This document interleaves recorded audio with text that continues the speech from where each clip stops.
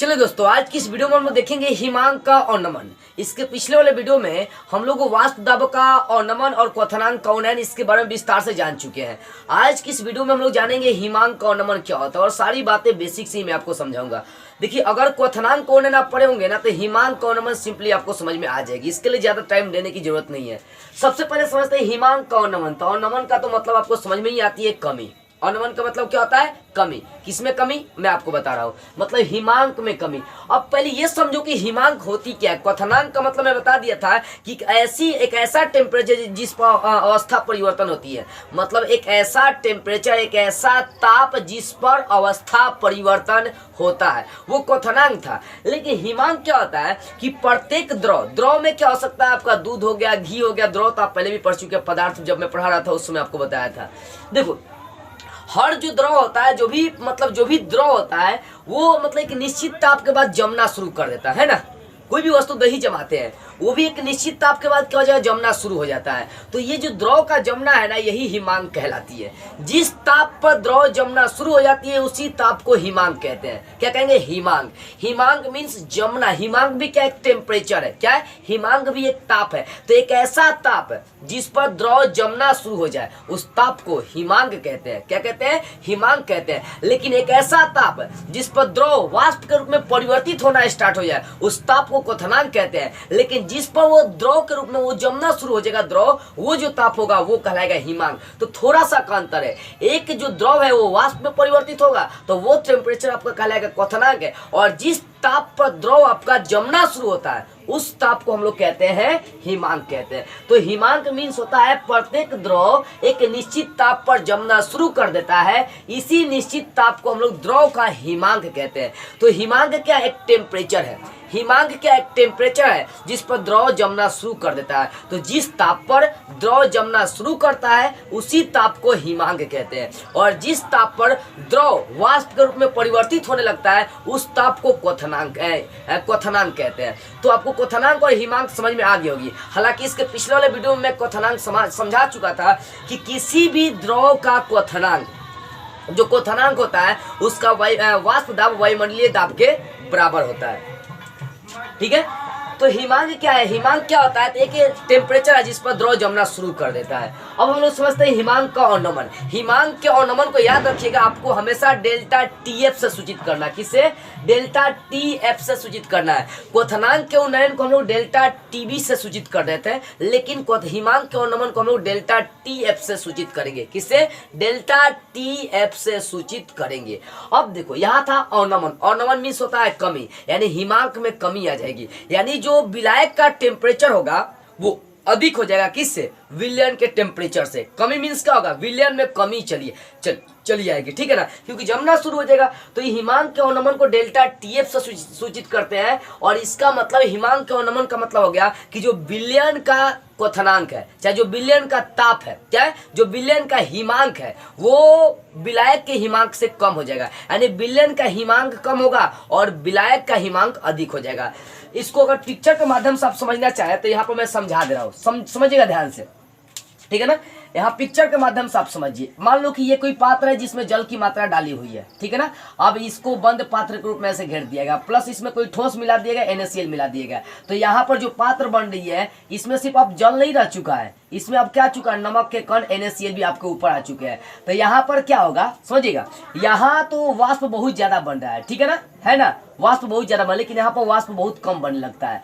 तो हमें यहाँ पर ये वाष्प दाब का अवनमन नहीं पढ़ना है, क्वथनांक का उन्नयन नहीं पढ़ना है, हमें हिमांक का अवनमन पढ़ना है। हिमांक का अवनमन मतलब अब हमें जमाना सीखना है। जमाना सीखना है मतलब जमाना, उसको कैसे जमाते हैं, जमने पर उसका टेम्परेचर आपको ये निकालना है। फोकस करो। अब जब इस द्रव को आप गर्म करिएगा ना, हई जो सिर्फ जल है इसको सिर्फ गर्म करिएगा, सिर्फ जल को गर्म करिएगा तो बहुत ज्यादा टेम्परेचर आपको देना पड़ेगा। लेकिन उसी जल में, फोकस करिएगा, लेकिन उसी जल में जब कोई विलेय पदार्थ या ठोस पदार्थ आप मिला देते हैं, जब कोई विलेय पदार्थ या जब कोई ठोस पदार्थ मिला देते हैं उसमें, मतलब विलेय पदार्थ या ठोस पदार्थ मिलाते हैं तो बहुत कम समय में पक जाती है। अच्छा, कभी आप ये सोचे हैं कि दही में जोड़न क्यों डाली जाती है? सोचे ऐसे दूध क्यों नहीं वो है, मतलब ऐसे दूध दही में क्यों नहीं बदल जाता है? इसके पीछे का रीजन ये होता है कि जब तक उसमें कुछ अलग से कण ना मिलाएंगे तब तक वो चेंज नहीं होगा। और यहाँ पर दूध में आप जोड़न लाते हैं ना, कि जोड़न लिया कर डाल दीजिए,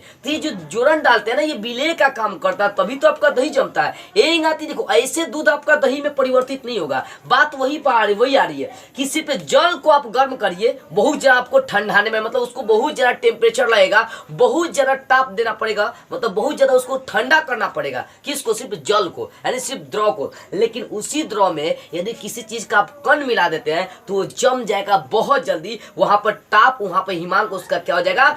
कम हो जाएगा। तो ये समझने वाली बात है। दूध में जोड़न इसीलिए डाली जाती है ताकि वो बहुत जल्दी पक जाए। आप दूध को 2 दिन 3 दिन तक छोड़ दीजिए, फट जाएगा लेकिन जमेगा ना, एकदम रखल है। और वही थोड़ा सा 2-3 बूंद लिया के आप उसमें जोड़न डाल दीजिए दही का, देखिए वो जम जाएगा, रात भर में जम के फ्रेश हो जाएगा। इसके पीछे का रीजन यही होता है बुआ। तो ये सब बेसिक बात है, इसको समझनी चाहिए। अब फोकस करो, सिर्फ ओनली जल को हम क्या कर रहे हैं? ठंडा कर रहे हैं। क्या कर रहे हैं? ठंडा कर रहे हैं। तो बहुत ज्यादा टेम्परेचर लगेगा। उसमें यदि कोई चीज मिला देते हैं, ठोस पदार्थ मिला देते हैं, तो उसको ठंडा करेंगे तो बहुत कम समय, मतलब बहुत ज्यादा उसको ठंडा नहीं करना पड़ेगा। यानी विलयन का जो हिमांक होता है वो कम होता है, जबकि विलायक का हिमांक ज्यादा होता है। इसको डायग्राम के माध्यम से, पिक्चर के माध्यम से आप समझिए, ठीक है। इसको पिक्चर के माध्यम से समझिए, बेटर से आपको समझ में आ जाएगी। देखो यहाँ पर हम लोग क्या सिर्फ जल लेकर चले हैं, और यहाँ पर हम लेकर चले हैं विलयन। टीएस का मतलब क्या हो गया? विलयन का हिमांक, और टी का मतलब विलायक का हिमांक। यहाँ हिमांक की चर्चा करें तो हिमांक लेकर चलेंगे, ठीक है ना। देखो अब यहाँ पर जल है, जल को ठंडा कर रहे तो अपने निश्चित ताप पर आने के बाद ही वो जमना शुरू हो जाएगा, तो वो ताप उसका कहलाएगा हिमांक कहलाता है। तो इसको बहुत ज्यादा ठंडा करना पड़ा, लेकिन जैसे ही इसमें कोई कण मिला दे रहे हैं, ठोस पदार्थ मिला, देखो इसका टेम्परेचर क्या हो जा रहा है? घट जाए, तो ये बहुत जल्दी ठंडा हो जा रही है। इसका मतलब क्या हो गया? इसका मतलब यही है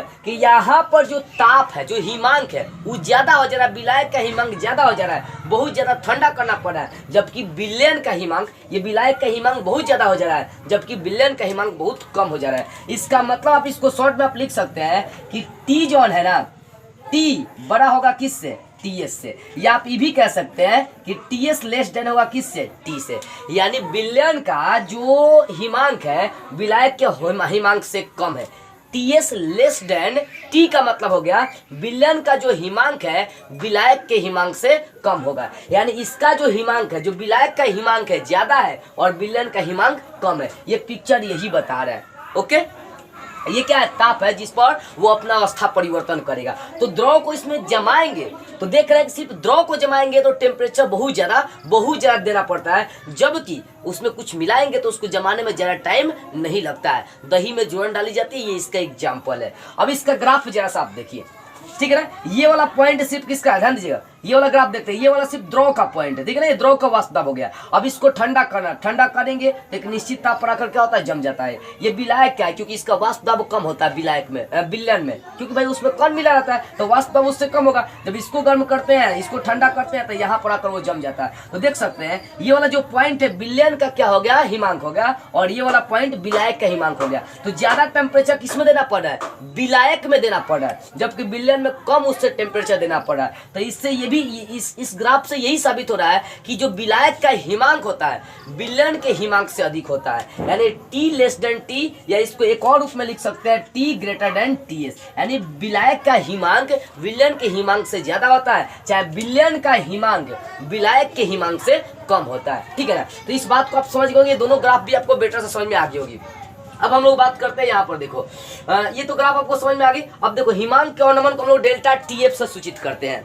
इतनी बातें पहले आप कंफर्म कर लीजिए।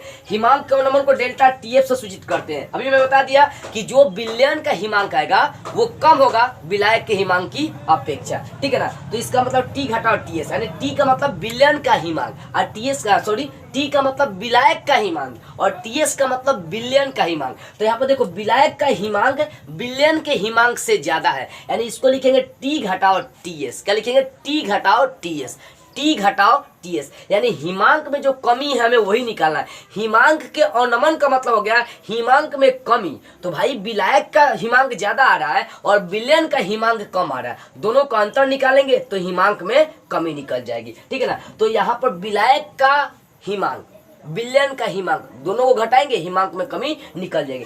तो हिमांक का अवनमन किसे कहते हैं? हिमांक तो आप समझ गए कि जिस ताप पर द्रव जमना शुरू हो जाएगा वो ताप हिमांक कहलाती है। हिमांक का अवनमन का मतलब हो गया, हिमांक के अवनमन का मतलब हो गया विलायक का हिमांक विलयन के हिमांक से ज्यादा होता है। इसी पॉइंट को, इसी लफ्ज को, इसी पंक्ति को हम लोग क्या कहते हैं? हिमांक का अवनमन कहते हैं। अर्थात डेल्टा टीएफ बराबर हो जाएगा टी घटाओ टीएस। यहाँ टी विलायक का हिमांक है और टीएस विलयन का हिमांक है। इतनी बातें क्लियर? अब देखो, राहुल साहब हिमांक के अवनमन के लिए भी नियम देते हैं, सबके लिए नियम दिए, किसी के लिए छोड़े नहीं है। राहुल साहब ये कहते हैं हिमांक के अवनमन के लिए कि जो हिमांक का अवनमन होता है उसके मोललता के समानुपाती होता है। अब जैसा क्वथनांक के उन्नयन में डेरिवेटिव किया गया था ना, सेम वैसा ही डेरिवेशन यहाँ पर भी करी जाएंगी। तो जो राहुल साहब है वो कहते हैं कि जो हिमांक का अवनमन है डेल्टा टीएफ वो समानुपाती होता है मोललता के। किसके समानुपाती होगा? मोललता के। ठीक है ना? यहाँ से समानुपाती हटाएंगे तो एक नियतांक आता है केएफ। ये केएफ क्या? तो हिमांक स्थिरांक है। क्या है? हिमांक स्थिरांक है। तो आपका सूत्र बन गया डेल्टा टीएफ बराबर केएफ इंटू एम। यहाँ स्मॉल एम क्या? तो मोललता है। क्या है? मोललता। इसको समीकरण 1 ले लेते हैं। अब यहाँ से मोललता का सूत्र निकाल लेते हैं, उसके बाद उसमें क्या करते हैं? ऐड कर देते हैं, आपका हो जाएगा हिमांक का अवनमन। अब देखो, मान लेते हैं कि हमारे पास कोई बी ग्राम विलायक का विलयन है जिसमें 1 ग्राम विलेय घुला हुआ है। तो यदि बी ग्राम विलायक में 1 ग्राम विलेय घुला हुआ हो और उसमें विलेय का अनुभार यदि हम लोग लेकर चलते हैं कैपिटल एम, तो विलेय का ग्राम अणु, सेम इसके पिछले वाले वीडियो में क्वथनांक उन्नयन में मैं कर चुका हूँ। तो विलेय का ग्राम अणु का सूत्र होता है मात्रा बटा अनुभार। मात्रा ए लेकर चले, अनुभार भी एम लेकर चले, ए बटा एम हो जाएगा। तो मोललता का सूत्र होता है विलेय का ग्राम अणु अब बटा होता है विलायक का आयतन, वो भी किसमें? केजी में होता है। ठीक है ना? तो विलेय का ग्राम अणु ए बटा एम निकल चुके हैं। अब विलायक का आयतन 20 ग्राम है, तो ग्राम को केजी में चेंज करने के लिए अपान करना पड़ेगा, बटा 1000 करना पड़ेगा। तो बटा में 1000 करें तो 1000 उलट के ऊपर चला जाएगा, यानी ए बटा एम गुना हो जाएगा 1000 बटा बी हो जाएगा, क्योंकि नीचे वाला 1000 ऊपर चला जाएगा। यानी आपका मोललता का सूत्र आ जाएगा ए बटा एम क्रॉस मतलब गुना 1000 बटे बी, यानी ये आपका एम का आ गया। तो समीकरण 1 इसको लेकर चले, समीकरण 1 उठाइए। समीकरण 1 में देखिए डेल्टा टीएफ बराबर केएफ और स्मॉल एम है, तो स्मॉल एम का ये मान निकाल चुके हैं, मान पुट कर दिए। यही आपका डेरिवेशन आ गया, फॉर्मूला आ गया किसका? हिमांक के अवनमन का। ठीक है ना? तो इस तरह से आपका हिमांक का अवनमन बेसिक से पूरी तरह से क्लियर हो गया होगा। ठीक है ना? तो अगले वीडियो में हम लोग इसका अगला टॉपिक जो है ना, प्रासरणी दाब, बहुत बेसिक पड़ता है, इसको समझना बड़ी जरूरी होता है, तो उसको हम लोग क्लियर करते हुए फिर मिलेंगे।